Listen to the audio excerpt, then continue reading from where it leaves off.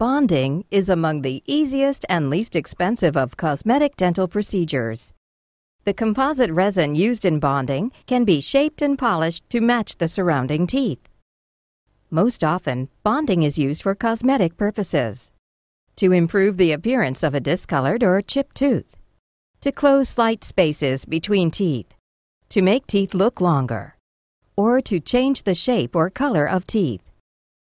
Anesthesia often is not necessary, unless the bonding is being used to fill a decayed tooth. Today, composite fillings are used as an alternative to amalgam fillings or to protect a portion of the tooth's root that has been exposed when gums recede. Your dentist will use a shade guide to select the best color. Then the tooth will be slightly abraded or etched to roughen it. The tooth will then be coated lightly with a conditioning liquid, which helps the bonding material adhere. When the tooth is prepared, your dentist will apply the tooth-colored putty-like resin.